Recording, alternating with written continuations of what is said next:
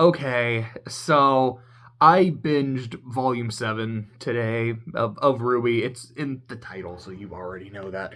I watched all of Volume 7, all 13 episodes, not in one sitting. It was over a couple sittings, but all over the course of one day. And I know I don't really want to do this video right now. I'm like, I kind of just want to unwind, maybe do a little bit of writing before I go to bed. But I also know I'm not gonna go to sleep until I'm done with this. It's essentially like when Clay gets home, I'm gonna talk to him about season 7. I'm gonna talk his ear off about season 7 because like I have to talk through it and verbalize my opinions on it because oh boy, they're there.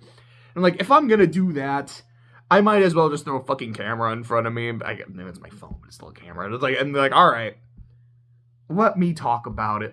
It's basically going to be the same video as last. I mean, different points, of course, but there's no notes. I took notes as I was going through the episodes. So it's like I don't even know why I do that anymore if I'm not gonna like go through them and really try to make a thing. I mean, I did that with volumes 1 through 3 and volume 5. It's just the seasons I don't like where I'm like, I'm just gonna fucking talk. And yeah, spoiler alert, I don't like season 7. But I almost do.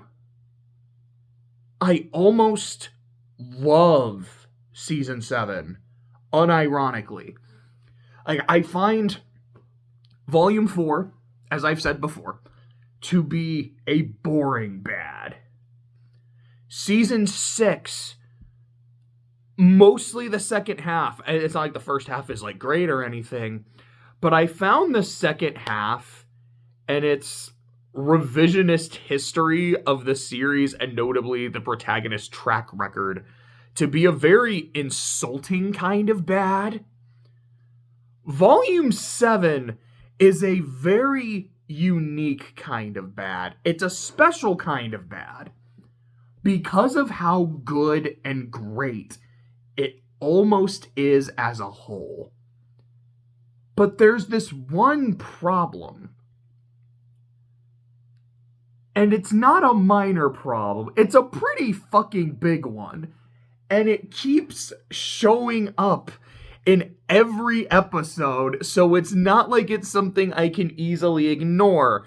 And when I'm not focusing on the problem, I'm like, oh my gosh, this is fantastic. This is so interesting. These conversations are really interesting. The politics of the city of Atlas are interesting. The morality of Ironwood is super fucking interesting. Like, what season 7, when it's at its best, it is just about Atlas and the 4 different factions. Faction number 1, General Ironwood and his subordinates. With Winter, with Penny, because Penny's back, baby. And let me just say, Penny might be the only character in the entire series who looks way better after the art shift. Like, seasons 1 through 3, I mean, everyone looked kind of jank, and I do miss that janky art style. I can't lie. It's like, it's super jank in season 1, and I think in season 2, like, it actually starts looking good. And, like, to me, that is what RWBY is supposed to look like. Now I've had more seasons in this newer art style, and, like, I've gotten used to it, but that doesn't mean I prefer it. I do think Penny looks better in this new art style. And with all the character redesigns this season, hers is easily the best. I think she looks fantastic. I think she is adorable. Her energy is so infectious. Salutations as she's fucking Astro Boying everywhere around the city. It's fantastic. But so that's faction number 1. It's essentially like the 3 of them and the Ace Ops, which is short for Ace Operatives. But I'm also like, Grim, Aesop, I get you. I get what you're doing there. And I'm not going to lie, I kind of like that. I'm going to give you that one, RWBY. I didn't give you Glinda Goodwitch. I will give you the Aesops. Okay, now I'm actually trying to, like, reflect on them. I was like, are they all, like, inspired by Aesop's fables? because one of them is like super fast and her name is Harriet, and I hear that and my brain goes, okay, like Harriet like a rabbit because she's fast like the hare, and like she's an Aesop. That actually makes sense. I remember there's one who, she wasn't really a turtle, but like when her feet were like super grounded and shit, they almost looked a little reptilian. Like, I don't know. I don't know if that's the one that was intentional, if a lot of them are like, these are intentionally kind of Aesop fable things. I didn't really pick up on it. I'll give them the benefit of the doubt there. And their stance. And what their stance is, we want to save the people. The people of Atlas, the people of Mantle, and the people of Remnant as a whole. We understand there are risks involved. We understand there are sacrifices involved. If we could do this without getting our hands dirty, we would love to. But that's not an option. And I have secrets that I have to keep. Not from my circle, not from the people who work for me. They trust me with their lives. And in turn, I entrust them with information. And there is an expectation that it's a free exchange of information. I am going to save my people first. And after that, I will work to save the world. It's a process, but it's going to happen. Then you have Robin Hill, who is the Robin Hood in the story. There's literally points where she's like taking from the rich to give to the poor and shit. And her faction and her ideals, which is, I want to help the people of Mantle. All of the, like, Atlas is literally built on top of Mantle. It's like, here's the floating continent, and then here's the city below it. Here's the beautiful, gleaming city, and then here's the shitty slums. I want these people down here to have what's up there. I don't want Atlas to like hold itself out as this beacon, as this wonderful, fantastic city when the people down there are suffering. I know Ironwood is working on this tower project. At first I don't even think, no, she did know it was going to the tower. She didn't know what the tower was for. She's like, I know he's doing something at the Amity Tower. I don't know what it is. And the fact that like he's not telling people what he's doing is really suspicious, and I don't like it. But what's worse is the supplies are coming from Mantle, who could really, really fucking use it, but they are being squeezed dry of everything they have for that fucking city that couldn't care less about them. And I am running for government to represent the people of this great city, to actually let them be great, to let them live and have some fucking like share of the slice of the pie, you know. Then you have the third faction, the Schnee Dust Company, with one Jacques Schnee. And his thing is, I don't care about the people. Also, I don't off the top of my head know his voice. Like, I will go and say, like, I think the voice acting is, like, really good throughout. I love the voice of Jacques Schnee. I think it's great. Like, I think he fucking kills it. And, like, yeah, a lot of the major characters this season, like, I fucking love Penny's voice acting. I think Ironwood does a great job. I think I've really come around to Oscar, at least in that... I guess I never really had a problem with his voice acting. But I think... I don't know who actually does the voice. Does a very good job with Oscar. Especially in, like, season 5, where he has to play Oscar and Ozpin, and there's points where it's like, okay, like, you can hear the echo, you can hear, like, a little bit more Oz in there, but a lot of it is just the way he talks. You can tell who's Oz and who's Oscar, and I think that's really, really good. The one voice in this season that is really off is Crow, because this is when they recast him from Vic Mignogna because of Vic Mignogna. And I noticed. Now, I'm not going to be like, man, this was terrible, this was ass, this was dog shit, blah, blah, blah, blah. I'm like, I get it. I've become very used to a particular sounding voice that I think worked really well for the character. And now that it's changed, there is going to be an adjustment period. It's like the new character designs. It's like Weiss's character design and John's, where I'm like, I don't like this. And it really, for both of them, it's, what the fuck did you do to your hair? John, I think your hair looks terrible. What the fuck is this? Weiss, what is this weird wavy shit you got? What happened to the ponytail? The ponytail looked great. What is this shit? And then you got Blake. I'm like, no, I kind of dig the short hair. And like with Ruby, I'm like, I actually really like Ruby's haircut. I think it kind of fits her a little bit better. But Weiss, John, what the fuck are we doing?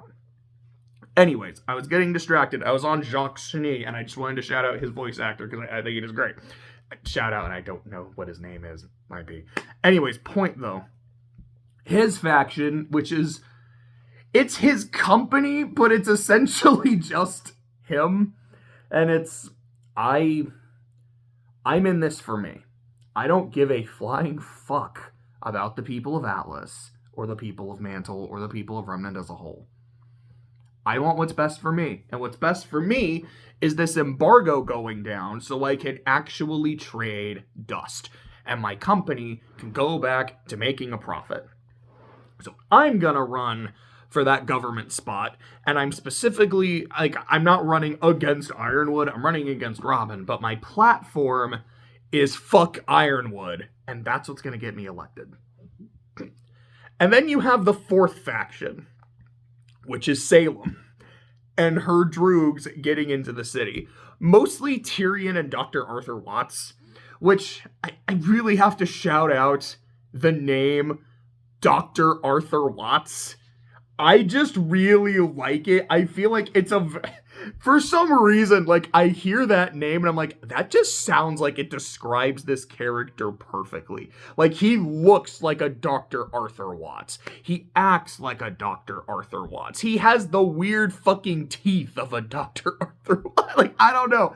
It just does it for it. It's kind of like what Blake was saying in season 5. Like, you know, Ruby, you were like she's the epitome of what it means to be pure and shit. I'm like, that guy is just... Anyways, I'm gonna get off this stupid point. But it's the two of them being in the city and going, okay, these three factions are all playing against each other. How do we use that to our advantage? To cause discord, strife, chaos, which will not only make them weaker, but it will invite Grimm into the city, which will also make them weaker, and really set the stage for when the boss is coming to town. Like, if we can get the Winter Maiden and the Relic, that's dope, but that's not the plan. How do we do this shit? And I really like it. It's like, okay, Dr. Watts, he's a scientist. He's like a techno dude. Like, he's a really good hacker. He's like, yeah, like, I fucking wrote the code to Mantle and they haven't changed it. Everyone thinks I'm dead. So they have no reason to think that I would hack this shit. So that's fucking perfect. This shit hasn't been updated. This is mine. This is mine. This is mine. There's a scene where he's, you know, like, hacking the election and shit. And you can just tell this dude is having the time of his life fucking around with all of his shit. Like, it's really fun to watch. And then you've got Tyrion, who's like, I'm just here to kill shit. I'm just here to fuck shit up. Watts, you tell me where to go and who to kill, and I'm happy to fucking do it. Like, no questions asked. And again, I don't want to be like, man, the last few seasons have suffered because Tyrion wasn't in them, because I liked the first 3 seasons just fine without him in there, and season 5 was, like, I think is my favorite season at this point. But man, like, he is a bright spot in bad seasons. He is like the fucking oasis in the desert. because he's so entertaining. His facial expressions, the way he's just this fucking gremlin laughing. He's fantastic. When the season... Can I help you, princess? Do you need to go outside? Here, okay, I'm going to pause real quick, and then I'm going to let the dogs outside and then return. Okay, dog is outside, so I can return. So, to me, when the season is at its best, it's focusing on the interplay between these factions and the mental states of the people within them. For example, after President Schnee gets elected to the council seat, he sends out dinner invitations to the other two members of the council, to Miss Robin Hill. No, yeah, it is Robin Hill. What? Why did I think that sounded weird? That's stupid. Anyway, to Miss Hill, and then also, of course, to General Ironwood, in addition to, like, alright, and he brings his entourage, which is Penny and Winter. And then, like, the Aesops and Team RWBY and shit are there. They're just not in the dining room. And it's this conversation about how, General, trust is a currency. You know, like, trust is not just given, it's earned, and then it's spent. You're spending a lot more trust than you're earning, and the people at this table, I think I speak for everyone, correct me if I'm wrong, but the people at this table want to know why you're spending more than you're earning. What are you not telling us? Because there's clearly some shit you're not telling us. I really like it. And then also, as just problems are happening in the city, like Dr. Watts hacks into the fucking heating system in Mantle and turns it off and denies everyone access. So, when you're in the middle of winter and it starts snowing and it's snowing in the slums and there's no heat, people are like, we're gonna start fucking dying out here because they don't care about us, and a riot starts. We now have to handle this and survive, and how do we work together here? I find it really interesting. I don't want to say I love politics, because, like, when it comes to real world shit, I hate politics because it's not interesting. It's just partisan bullshit. It's, hey, our number is bigger than yours, so we're gonna put our shit past if we have enough to do it. Because sometimes if we don't, they'll be like, hey, I'll filibuster. Well, then we can't get it passed, so fuck. And then, like, nothing happens. I know this is a super oversimplification, but it's like, that's why I don't care about real world politics, even though I should. It just feels like bullshit. We don't really want to negotiate. It's just, this is what I want. This is what I want. Okay, and then, like, a long fucking stalemate happens until, okay, fine, we'll finally do it. But I love fiction politics because I love people negotiating. I love people having to come to the table and work shit out. I love the interplay of, I want this, I want this, I want this. I just want to fuck everything up and cause chaos from the shadows, so you all have your conversation. I'm going to make sure everyone freezes to death. Bet. It's super interesting. It's great. I love the morality of both of Ironwood's plans. Before everything goes to shit, and then after everything goes to shit. Before everything goes to shit, he's like, this is my plan. It's 2 phases. Phase 1 is I want to rebuild communications. Like the global communication that was destroyed in Beacon, so that way the world can be closer to unity. Because that's what we need. Like, I know Oz was the kind of man that kept shit close to the vest, and while I trusted that man, I still do, and I adore that man. He and I are different people, and it's not like his plans worked, so I feel like we need to take action.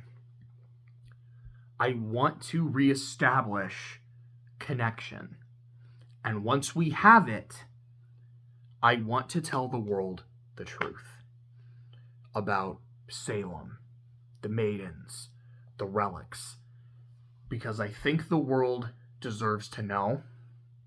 I think that kind of knowledge will unite rather than divide humanity, and we need to be united to beat Salem. Now, I understand the risks. That's going to cause doubt and panic and fear. When the world learns of this, there are going to be Grimm everywhere. And the reason my army is here back in Atlas is so when that shit happens, I can take care of my people. Once my people are safe, I am going to send my military to all fucking corners of the world, so we can help fight the tide of Grimm. We can take control of our world back. And now, with a united humanity, we can stop her. That is my plan.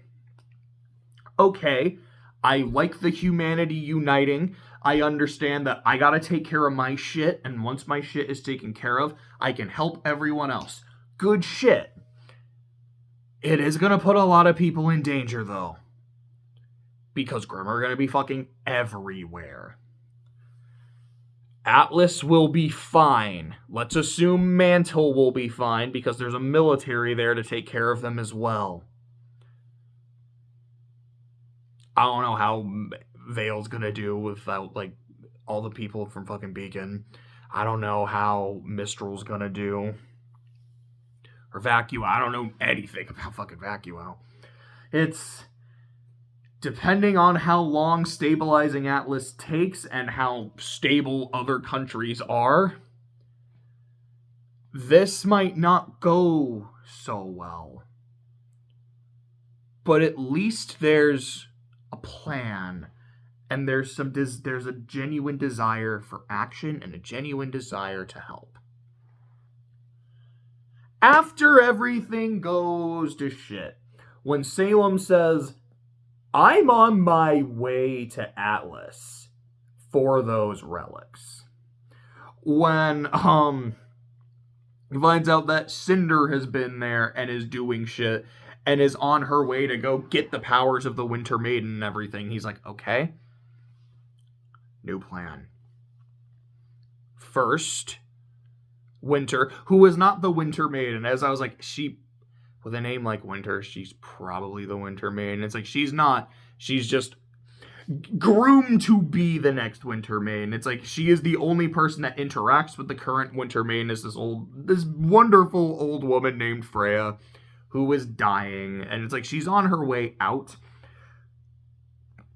Excuse me, Winter is the only person interacting with her, so that will be the last woman that she thinks of and shit. It's like, okay, that actually makes sense. She's like, Ern's like, okay. Number one, we're speeding that process up. Winter, you have to take care of her. So now we have our maiden. Because if Salem is in the city, if Cinder is in the city, they're going to take care of her first, and we can't let that happen. Number two, I'm going to be needing that lantern back. Because I gave it to you as a sign of trust. And clearly that trust is broken. Pin in the wall.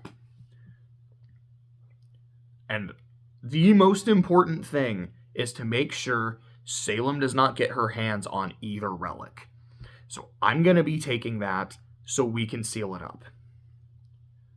3, I am going to use the power of the Staff of Creation, the thing that is letting Atlas float above the sky and shit, or in the sky and above Mantle. And we're going to use it to ascend higher. High enough that she can't get to us. Good plans. I mean, killing the Winter Maiden part is pretty shitty.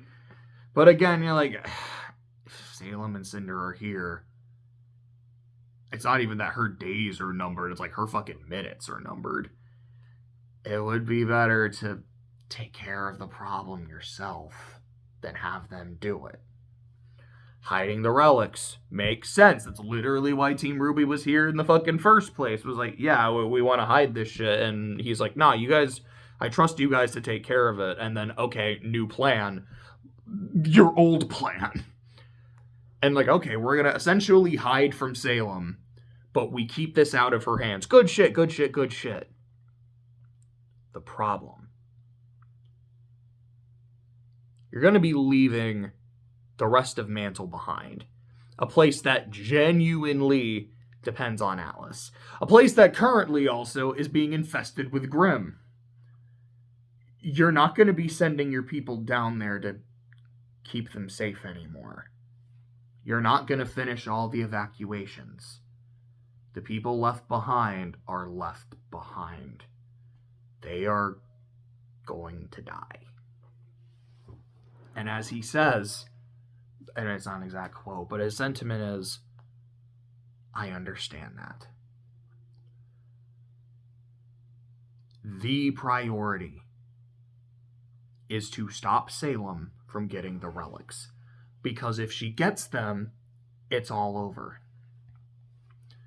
I am saving the people of Atlas. Or it's like, I'm saving the world at large by keeping this out of Salem's hands. I'm saving my people here in Atlas and the people of Mantle who have been evacuated. I understand there's blood on my hands for this. This is my call. But I'm willing to make it because sacrifices need to be made. Some of the best shit in the season. That's interesting to me. I want to see these characters struggle with decisions that they make, struggle with their morality, and then talk about it. Talk about the issues they're having, their anxieties, their fears. Like I said in season 6, like, yeah, I wanted these conversations about how Team RWBY's like, hey, so we learned that, we can't kill the final boss? And that's a problem. Is this even worth continuing? I wanted that expressed and the difficulties of it, but it kind of wasn't, because when it was, it's like, oh, it's because we're possessed by apathy and blah, blah, blah, blah. It's like, oh, well, okay. I guess it was expressed, but it wasn't genuine, so fuck it then. And then also, after, like, Ironwood tells his plan and shit, Winter and Penny get the memo of, he's going to declare martial law, this is what we're going to do, blah, blah, blah, blah, blah. And both of them are pretty horrified by it, but the difference is, Penny's like, Winter, we're not going to comply with this, right? And Winter's saying, Penny, we're going to comply with this, right? And I love the conversation they have, and it's kind of a two-parter. Because Penny's like, don't you think that this is wrong? Of course I do. But I have to put my feelings aside to do what's right. And to do what is necessary. Just because I think what we're doing is right, that doesn't mean it's good. I understand, like, the stain on my soul for what we're gonna have to do. But that doesn't change that we have to do it. We have to ignore our feelings, Penny. Then, like, it cuts to them a little bit later, where Winter says, like, I know what I have to do. Like, I have to kill the Winter Maiden, and that really sucks, but I hope it's painless. I hope I'm able to do it without her feeling any pain. And Penny just kind of snarks at her, like, I thought our feelings didn't matter, Winter. Penny, our feelings always matter. The regret, the guilt, having to wrestle with the outcome of our decisions. That's what makes us human, you included. We can't completely ignore our feelings and our humanity. But we do have to push them down so we can move forward. I have to kill that woman so that Salem and Cinder don't get her power. My feelings of guilt for what I'm about to do are not going to stop me from what I have to do. But it is important that I'm feeling them. I found that shit really interesting. Like, wow, people having to struggle with the consequences of what they're doing. Yeah, again, compare it to Weiss in season 4, who's like, Dad, I think you're a massive fucking asshole. It doesn't even comprehend the fact that he might say, okay, you're grounded and like you don't have the company anymore. Like, she was shocked that he could do that, even though it's like, yeah, like no shit. What were you expecting? I guess you weren't expecting anything. Having characters actively discuss this shit is really good to me. But there's that nagging problem that I talked about, that I alluded to. Because if you noticed, when I was talking about the factions and the politics and the shit that really, really interests me, there were some characters I didn't mention. Because the big problem in season 7 is the main cast. And how, boy, I didn't care about them almost in their entirety, with a few exceptions here and there. For example, the scene where Weiss talks to her mom, which, I mean, I have to say it again. These girls all of them have gorgeous moms. Like, I didn't really say much about Blake's mom, but like, Blake's mom is a cutie. I feel like she's an attractive woman. And then there's Raven, who's like, damn. And then when you finally see Summer Rose, like, that is a beautiful woman. Like, holy shit. And then you see Weiss's mom, who I thought was dead at this point. With, the fact that Weiss is living at home throughout all of season... Oh, sorry. I had a quick text on the screen. The fact that Weiss is at home throughout all of season 4, and her mom is never brought up or shown on screen, I thought she was dead. And then here, there's a scene between Weiss and her dad when he's like, when you left, it devastated your mother. I was like, oh, she is alive and at the house. Where the fuck was she? Is she alive, but she's in a different house? And then here in season 7, we fucking see her. It's like, no, she's in the house. She's like, yeah, it broke my heart when you left, but I also couldn't have been prouder for you. I really liked their interaction. Again, I was like, she cute as hell. The part that I loved, though, she's like, Weiss, please don't forget your brother. Why? My brother's like a little piece of shit. He hates me. Weiss, of course he hates you. You left him here alone with us. I liked that. And there was also a line where she's like, Weiss, you're back to stay? No. Oh, thank goodness. It's really sad, though. And again, characters talking about their emotions and what they're feeling and, the weight of their situations. Both,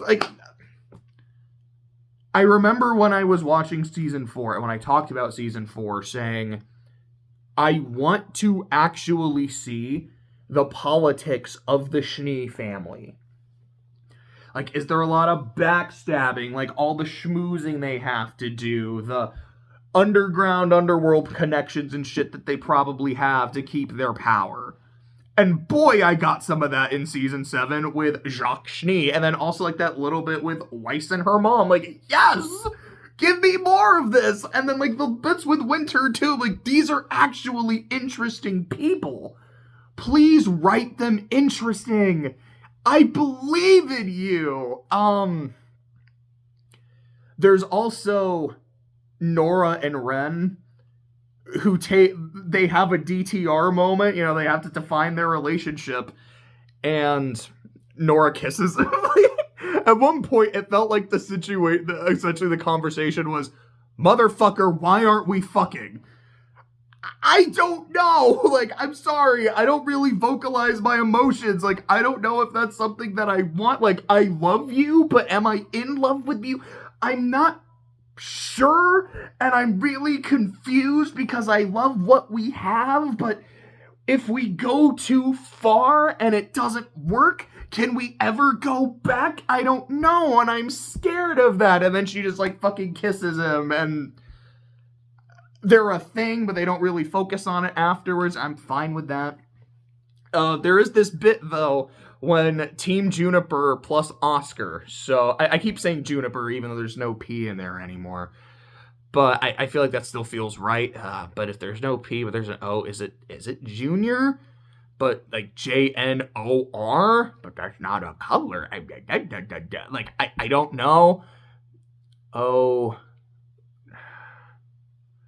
O-R, maybe it's orange? Oscar, Ren, and then like an N for Nora, and then instead of a G, it's a J for John. I guess I'll refer to them as orange. I Juniper rolls off the tongue so fucking well though. Rip Pira, but I'll probably still call them that, but I might throw an orange every now and then. But Team Orange ends up fighting the ice cream girl because, wow, Neapolitan and Cinder are not in this season until the last, like, 2 episodes and 1 scene, but they make every fucking scene count. With Cinder just going feral as fuck. She's like, I want my damn maiden powers! And the fight she has against Winter and Penny is fucking sick. It's like... Cinder continues to be one of the best parts of the show for me. I just love how much of a massive piece of shit she is. Neapolitan, again, is also a great part of the show. The fight she has with Team Orange is she's still like taking hits and taking some L's throughout the fight. But again, I love how nonchalant she is and just her body language, her facial expressions. The constant fucking shit talking without saying a word is amazing. There's a part where Ren jumps at her with like his weapons drawn, and she turns... No, I think she already had turned into Nora. And as Ren is jumping at her, as Nora, she makes this face like she's hurt that Ren would look at her that way. And Ren just like kind of stops, and then, she like hits him and goes forward. And then the next time you see Ren, which is like a minute or 2 or so later, he's crying. And it's just like, he doesn't say anything, but it's just that moment where he saw Nora look at him like that. And it wasn't Nora, but just seeing that face that he knows so well, that like almost omnipresent smile, look at him like that, broke him. And it's great. There's a scene where RWBY is talking to Salem. She makes an appearance where she's like, hey, Jimmy, can I call you that, Ironwood? No, I don't care. I'm on my way. Here's your option. Singular, by the way. It's not plural. You can surrender the relics to me and I'll let you live. I will let your city go. That's your option. Because the other thing that's going to happen is I'm going to show up and all of you are going to die and I'm going to take it anyway. I'm just willing to negotiate and give you an out. You're not going to take it, James? Fine. I'll see you soon. And RWBY calls her out. She's like, you know what, bitch? I'm not scared of you. We might not be able to kill you, but that doesn't mean we can't beat you. It doesn't mean we can't win. Bring your worst, because we're going to be here for it. Salem just turns around, looks at her. You know, your mother said the exact same words to me. And that one line broke RWBY. So she was able to recover because plot happened. I don't mean that in a way where it's like plot armor. I just mean shit was happening. She had to get her game face back on. But that realization that she has of, Salem knows my mom. My mom said the same shit to her. That means they met. Mom never came back. Salem killed my mother. And just, she's crying, and there is like this rage and this sadness on her face, and the silver eyes are like flickering in and out, like fucking Goku at the end of the Jiren fight as he's flickering in and out of being Super Saiyan and shit. Like, this is a great scene for RWBY. This is some really good emotional shit. But damn, she just got rolled and smoked. Oh shit, Salem just fucking cooked her ass. Those are, and I will say, as much as I shit on Oscar for being kind of a nothing, I'm actually just kind of realizing that's a black and white shirt, and I have red pants. Unfortunately, I don't really have anything yellow. Like, my hair used to be super blonde, so that used to be really yellow. Sorry, Yang, like, I'm not trying to shaft you or anything here, but it is what it is. Point. I've shat on Oscar for being a nothing burger, and this season actually was kind of coming close to giving him something. Because he has these conversations with Ironwood where he's like, I'm going to be honest with you, General. I'm Oscar. I'm not Ozpin right now. But they do talk about, the responsibility of, like, Atlas and, like, the morality of some of the shit that they're doing. And there's a scene where, where Ironwood, like, shows him, yeah, this is where the relic is. That this is where the fucking cane is. And I don't remember the quote that Oscar said, but he's like, it's like, this is going to bring hope to everyone, like the great city in the sky. And Ironwood's like, that's exactly what she fucking said to me that time, too.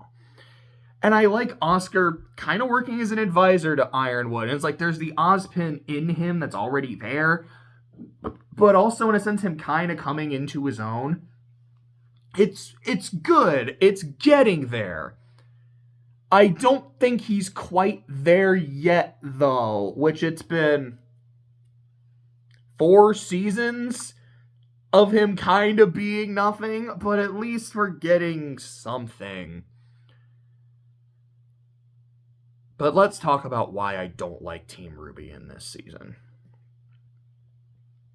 First of all, how much I hated them in the back half of season 6. Like, I just don't think we quite got the stank washed off. Part of that being, the season starts, they're in a stolen airship, and they're like, oh my god, we just kind of realized that if we show up to Atlas with who's like super militarized right now in a stolen airship, they're probably gonna be pissed off. You think? No. I'm sorry, because very, very clearly you didn't.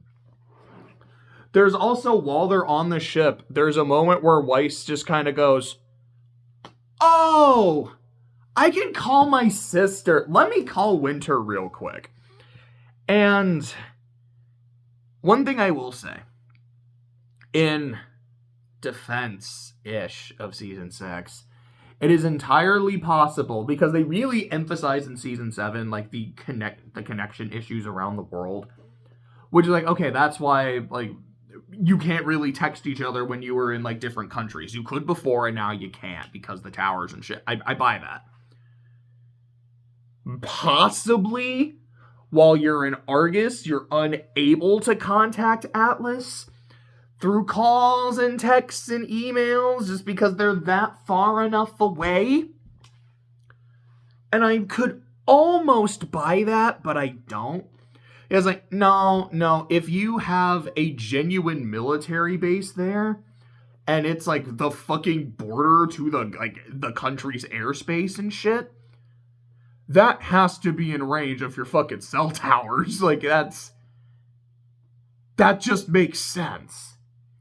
Because the way that moment with Weiss is written isn't like, okay, we're in the city, we're in range, I can now contact my sister. It really was written as we don't know what the fuck is going on in this city. Man, it looks kind of slummier than we thought it was. It looks a lot more martial law-y than we thought it was.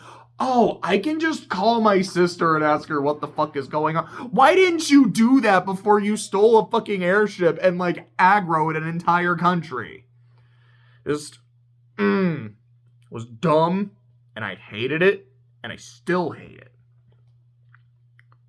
But when Team RWBY gets to Ironwood, because they got arrested and thrown before him for, stealing an airship, and his immediate response is, guys, my B.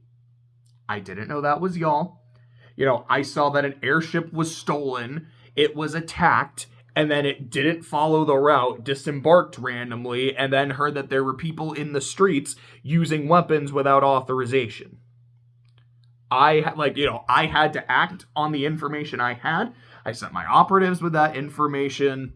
I sincerely apologize, though, for how you were treated. If I had known it was you, wouldn't have done that. But I'm glad you're here. I'm glad you're safe. Let's talk business. And they talk business. And there's this one little moment, and they don't focus on it a whole lot, so I don't want to be too mad about it.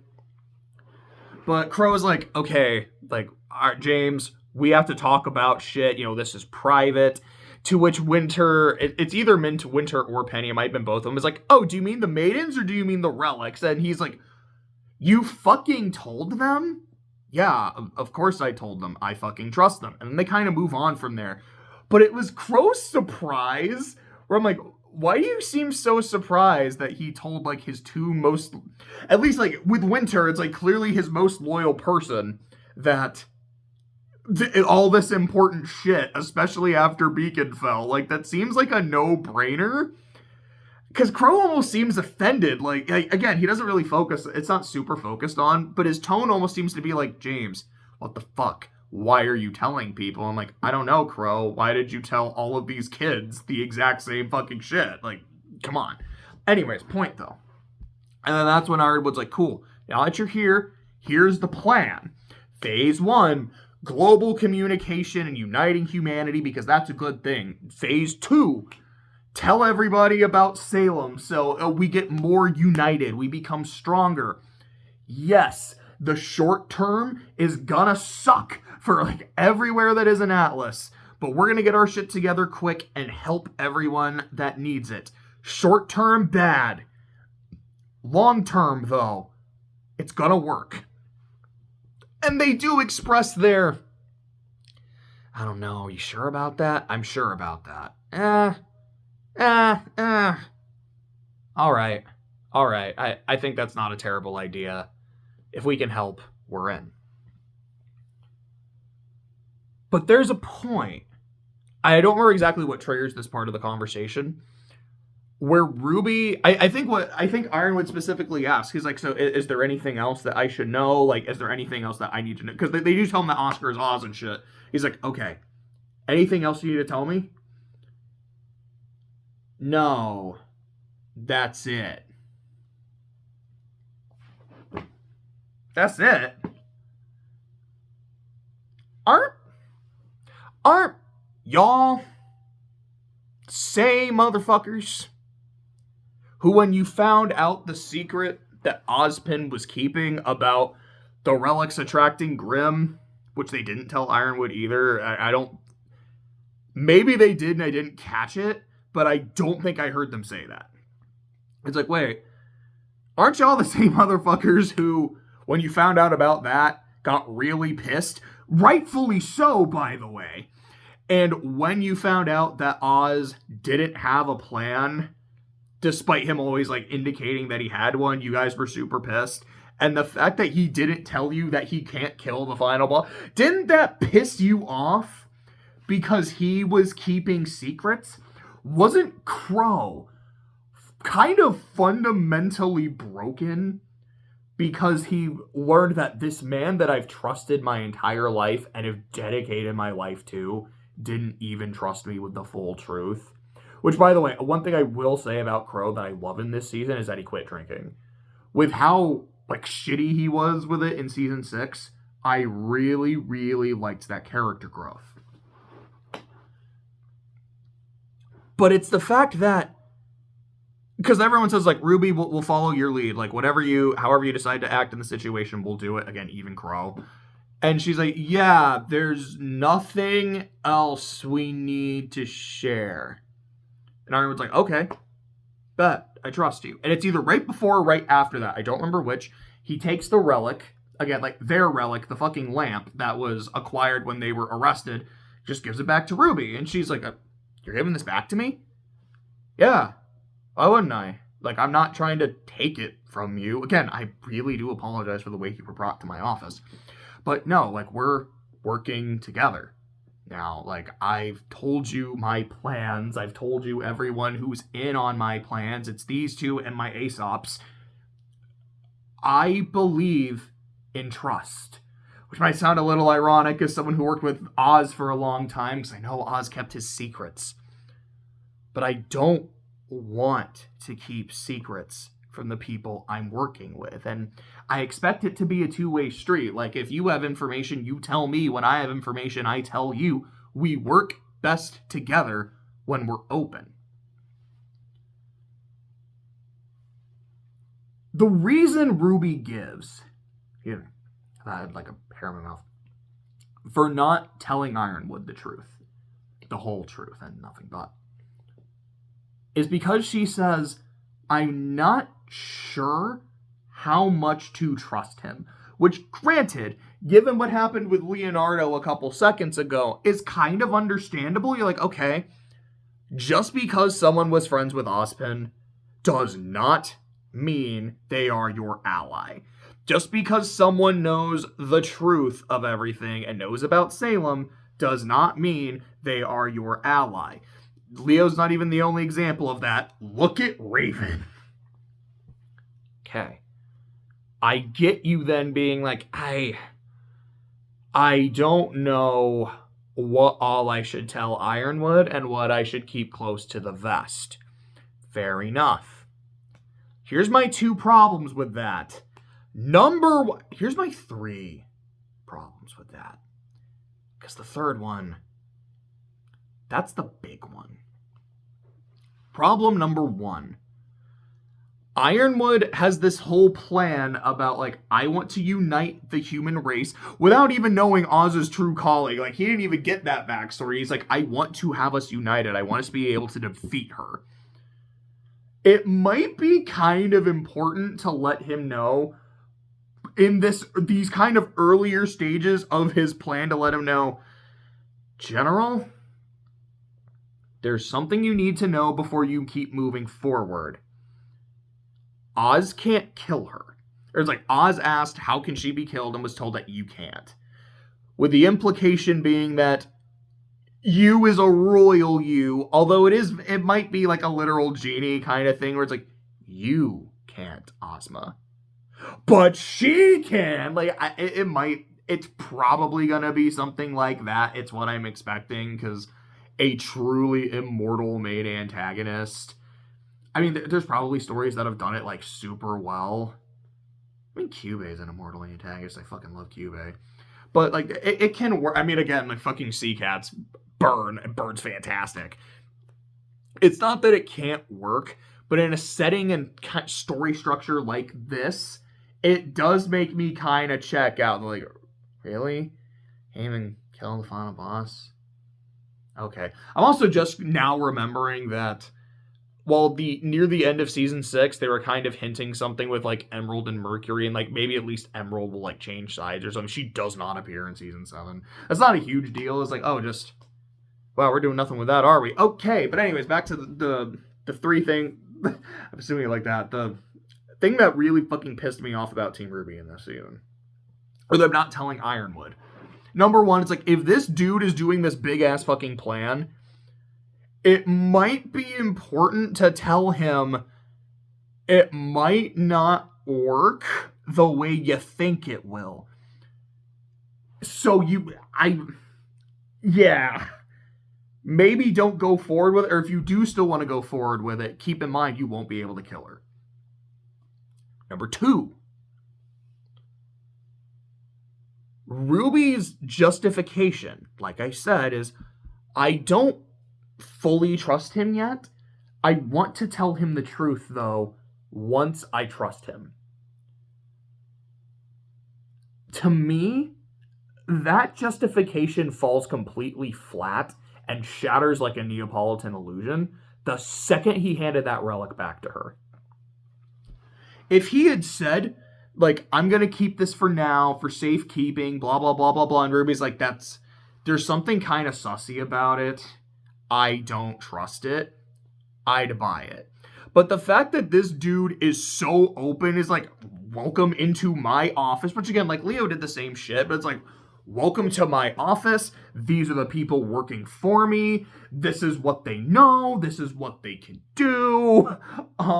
This is the plan. This is what I'm building. This is where I'm building it. I want you actively to help me.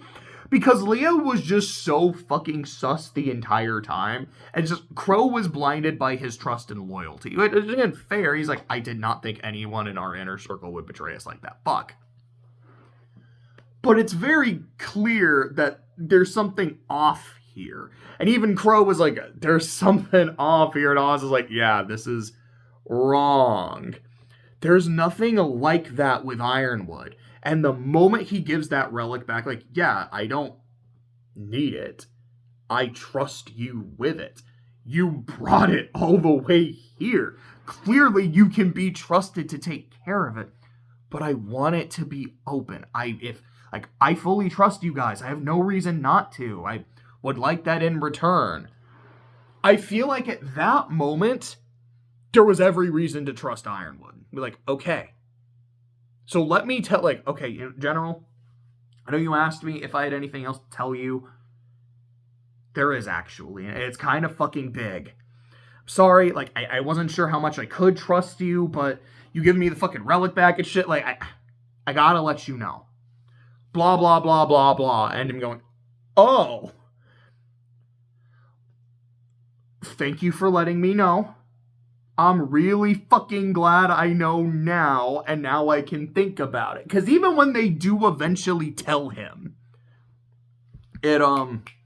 he is very much like, oh fuck, okay.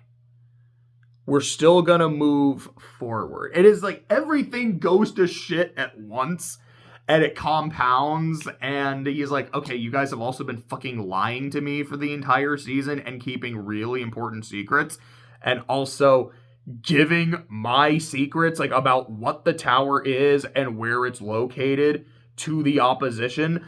People who have actively, like, tried to steal shit from me and are in the process of stealing shit from me and treat me and my people like shit. You didn't give me your secrets, but you gave my enemies mine. Why the fuck would I trust you after this? Which he has every right to do so at that point. Brings me to the last issue. The hypocrisy, I can't say the lack of self-awareness, but the hypocrisy makes almost, because I talked about the scenes that I like, but it makes almost every scene with the main characters unfucking bearable to watch. RWBY and Oscar having the gall, which is the second time in 2 videos I've had to use like that. I mean, it's not the second time, I said it a couple times in the last video.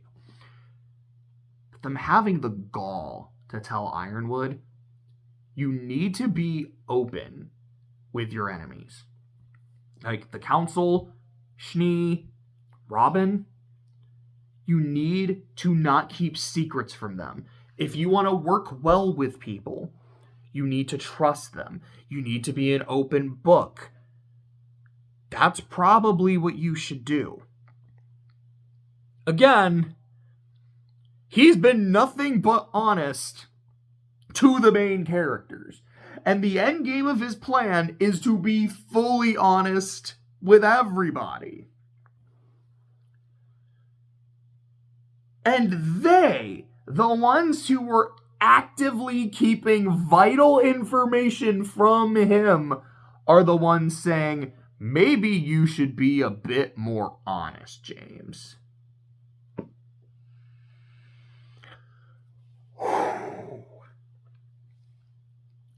Now, like I said, there is not a complete lack of self-awareness.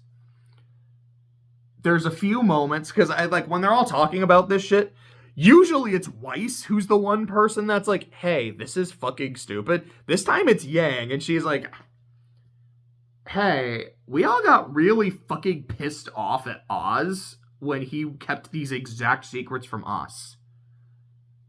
We should tell Ironwood. This is dumb. And again, there's the part of me that goes, by the way, Yang, did you ever tell your friends and family and shit about Raven?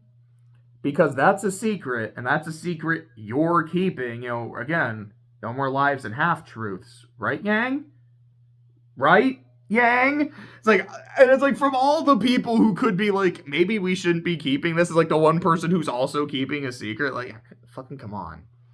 But to my point, she's like, I'm gonna go along with the group, but this feels wrong. It feels like we're doing the exact same shit. And RWBY has a conversation with Crow, a couple episodes later, where she's like, Uncle Crow, I feel like I'm doing the same shit that Oz did, where I am keeping a secret. I'm keeping the same secrets that he kept from someone I'm supposed to trust. Why am I not different from him? Now, I'm going to share what Crow says, and then I'm going to share my interpretation of it. What Crow says is, kiddo, the difference between you and Oz is that you have specifically said you intend to tell Ironwood. Your plan is, I'm going to hide this information because I don't know if I can trust him with it. Which again, though, this isn't really something I brought up. It's, okay, what the fuck is he gonna do with it if you don't trust him? I guess it might be is what she doesn't trust is if he finds out that he can't kill Salem, is he just gonna turn on us like Leo did? I guess that's what she's not trusting, but again, it's kind of weird. Anyways, point. Crow's like, you've explicitly told us you want to tell him. You just want to make sure you can fully trust him first. Oz never intended to tell anybody the full truth. He was begging us to not find out. And this is something he doesn't say, but it's something he's very clearly saying, which is, I spent my life following him and trusting him. And I, his most loyal follower, was deemed unworthy of his full trust. He didn't tell me shit. But you are going to, and that's what makes you different. Here's how I interpreted that. That's what he said and didn't say. This is what I heard. Uncle Crow, if I'm keeping the exact same secrets that Ozpin kept from people that are fully trusting me and I should trust in return, how am I different from Ozpin? And Crow telling her, because you're the main character and that's what makes it okay. Because that's genuinely how the morality feels in this season from Team RWBY. It feels like we're the main characters, so it's okay that we stole that airship. Hi, bub. You want to come sit with me? Thank you. It's okay that we stole an airship and, like, completely disrupted shit. It's okay that we are keeping vital information from our ally who has been nothing but an open book and nothing but accommodating to us the entire time because we don't trust him despite having literally not a single fucking reason not to trust him. It's the fact that it's like, it's completely okay that even though our ally has made it clear that I don't trust Robin Hill, I know she has the best interests of the people at Mantle at heart. And I want those people to be okay. But I'm focused on the bigger picture. And she's not. And I know that means our interests are against each other. She is like actively planning, she's actively planned to, and also has, like disrupted our shipments. She's hurt my people. She's stolen from me. Because everything I'm doing is completely fucking legal. She's going, like, against the law and out of the law. I don't trust her. But it's completely okay for Team RWBY to tell her Ironwood's secrets. Like, again, like I said earlier, it's like, you guys don't trust me with your secrets, but are giving my secrets to the people I don't trust. What the fuck is wrong with you? Why should I trust you from this point forward? Because now that I know the truth, you've given me no reason to trust you. And that's fair. Again, if trust is a currency, they spent way fucking more than they ever earned. And so, like, I almost want to like them in this season. Because, again, there are some genuinely good moments. There's at least some degree of self-awareness, but for the most part, it's gone way too quick. Like, Nora has none about this. John, like, does nothing in this fucking season to get a shitty haircut. Blake feels kind of fucking insufferable in this season. I'm not gonna lie. I do like her haircut, though. I think it's pretty dope. Oh, yeah, when Yang first sees her with the haircut, she's kind of ogling her for a bit. And I kind of been saying this for the last few seasons. Like, because I know they become a couple, I've been really trying to keep an eye out, like, for their relationship and their chemistry and how it grows and shit. And I'm like, boy, it now feels, like, really forced. Like, I remember watching that scene and Yang going, like, oh, like, damn, that looks, like, really good on you, and kind of blushing and being, like, awkward and shit. And I was like, oh, I guess she's gay now. And Blake being kind of like, all awkward and shit about it. I was like, oh, I guess she's gay now too. Because it feels kind of that out of nowhere. Like, Blake clearly had a relationship with Adam. And it seemed like she had a thing for... She could be bi, she could be pan, she could be poly, like, all that kind of stuff. But I just don't really buy the Yang relationship because of their lack of chemistry throughout the show. So it was not, like, the end of season 6 was like, oh my god, I feel like they're starting to maybe get some degree of romantic chemistry. Again, like, one of my favorite scenes in the show was the backstory sharing in season 2. That is, like, the most organic chemistry they've had throughout the entire series. But I'm like, oh, it really, to me, feels like, and maybe it was always intended that Blake and Yang were going to get together. I don't know. It feels like either the fans really, really shipped Blake and Yang, and the people running the show were like, fuck it, let's give them what they want. Or someone at the top was like, I really ship Blake and Yang, and no one's going to stop me from making this canon. So now I'm going to make this canon. And it just doesn't feel earned for me. Which is sad, because, like, I look at Nora and Ren, I'm like, yeah, I totally buy this. Like, they've been together the entire show. Nora has hinted several times throughout the show that she's into him. I buy the... Crow and Clover, I dead ass thought Crow was gonna turn out to be gay. The fact that he's interacting with someone and he's like sober now and they have this great relationship where Crow is talking to someone, he's joking with someone, he's fucking smiling at this dude. And Clover's like, dude, I really enjoy your company. You're a cool fucking dude. Stop deflecting praise. You earned the respect that those kids give you. You're a cool fucking guy. And I'm just sitting there thinking, when are they gonna kiss? Because this is actually adorable. I love this. And it's not. They never go into it being romantic. It's like, okay, it's just a genuine fromance. I was trying to say friendship and bromance, and it came out as a fromance. Oh, that's weird. But it's a genuine fromance. And I bought that, and it seemed way more natural and way more organic than Blake and Yang. And there's Team Funky showed up a couple times. It's like, hey, I remember them. They were kind of cool. Oh, I guess the Rainbow Neon Avril Lavigne girl's a cat. Was she a cat before? I didn't catch that, but okay, cool. And Blake and Yang are like, yeah, they invited us to go dancing with them, so we're gonna go do that. It's basically kind of like, yeah, like we're gonna go on a date and go dancing. I'm like, you know what?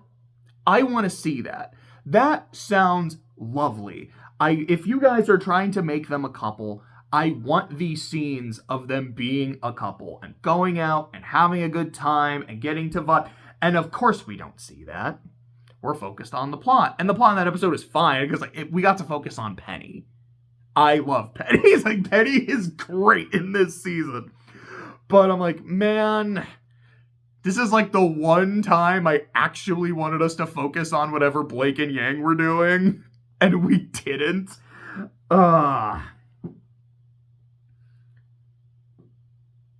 So what I'm left with is a season where the side characters and antagonists are super fucking interesting in their interactions with each other, with their plans, their machinations, and their morality. And the side character fights. Like Cinder, like I said earlier, Cinder fighting off Penny and Winter is cool as fuck. The fight between Ironwood and Watts, as Watts is like fucking around with the arena and like constantly counting bullets as these two dudes are like shooting each other with their fucking revolvers and shit, is a really cool fight. And the fact that like he gets Ironwood's arm like trapped and Ironwood just like, he doesn't give a shit. He just rips his arm out of there. He fucks it up. He's like, I don't care because any sacrifice is worth, like, I will sacrifice everything to stop her. I hope you do, James. I hope you do. Pretty much anytime Clover was doing shit with like his fishing rod weapon, I was like, that weapon is cool. I really dig that. You shout out Hunter x Hunter, man. The first fight with Tyrion was super boring, and then the second fight where like he and Crow team up to fight Clover, and it was like this. I get why this is happening, but Crow, you're actually teaming up with Tyrion right now. Do you not understand how wrong this is? And Tyrion uses the moment to fucking kill him. Or like to kill Clover, not Crow, with Crow's sword to like even frame him for him. Like, oh, this is gonna be a problem for you, ain't it, Georgie? And then fucking runs off and like, yeah, Crow, like you kind of like backed yourself into that corner. That was dumb. That was really, really dumb. Tyrion just fucking crashing the airplane. Like, what are you doing? I'm doing it for my goddess. Like, it was great. I'm left with loving these side characters and their antagonists and their fights. And I'm left dreading having to deal with the main cast and their entitlement and their hypocrisy. While they do have some moments here and there that I appreciate, both in combat or like emotional moments or the occasional bout of lucidity and self-awareness, overall, I'm like, I don't I can't like season 7 when I don't like the people it's trying to focus on. I remember saying in Volume 6, I was like, the Ozma Salem backstory episode is one of the best things in the entire show so far, and it had basically nothing to do with the main cast. That's either a coincidence or that's a problem. Season 7 showed me it's not a coincidence. That at least in later RWBY, when it's not focused on the main cast, that's when it's at its best. And boy, that's a pretty big fucking problem.